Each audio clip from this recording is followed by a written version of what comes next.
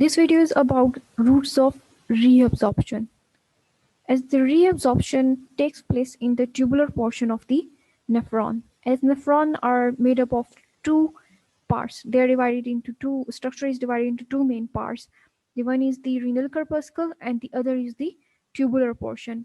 So in this part of the nephron, as the filtrate is formed by the glomerulus, as the blood enters into the glomerulus and blood is filtered out into the Bowman's capsule, and the filtrate then moves to the tubular portion of the nephron. Then these tubules of the nephrons are surrounded by the capillaries, by the peritubular capillaries. So these capillaries surrounding the tubular portion of the nephron are involved in the reabsorption of useful substances from the filtrate into the blood, and then this blood is again supplied to the body for different purposes. So what are the routes of reabsorption through which these useful substances are reabsorbed from these tubules into the blood capillaries? So there are two routes of reabsorption. Through these two ways, the useful substances can enter into the blood circulation again. So the one is the transcellular reabsorption route and the other is the paracellular reabsorption route. So let's see how the transport of substances or the transport of or the reabsorption of substances takes place by the tubular portion by these two ways. So as the most of the reabsorption takes place in the proximal convoluted tubules of the tubular portion of the nephron. As the nephron, this tubular portion is further named according to their structure. The the tubular portion that is adjacent to this Bowman's capsule is this portion is known as the proximal convoluted tubule. This portion of the nephron is known as loop of Henle, and then distal convoluted tubule, and then collecting duct. So these filtrate pass through these portions of the tubular portion of the nephron as the reabsorption takes place in the all portions of the nephron, but most 88% of the reabsorption takes place in this proximal convoluted tubules of the nephron. So from this proximal convoluted tubule of the nephron, when the filtrate from the filtrate, almost 99% of the filtrate is reabsorbed by these tubular portion of the nephron. So from these tubules, there is the selective reabsorption of the substances.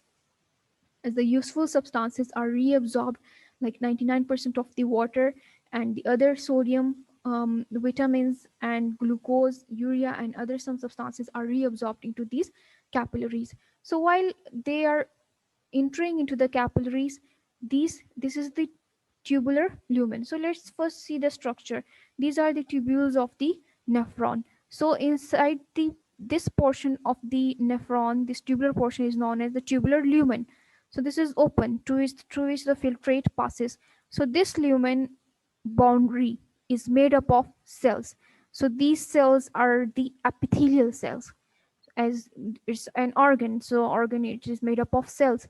So these cells, and there is the lumen, that there is the space for the for the passage of the filtrate to pass through it. So these lining or the lumen are made up of the epithelial cells. So when they has to pass through the useful substances, when they cross um, these lumen, they has to there are two routes. One has to pass through cells, another has to directly pass into the interstitial space. So the space between these tubular portion and these capillaries, these are the blood, as the nephrons are surrounded by the capillaries known as the peritubular capillaries, through which the useful substances are reabsorbed into this blood circulation.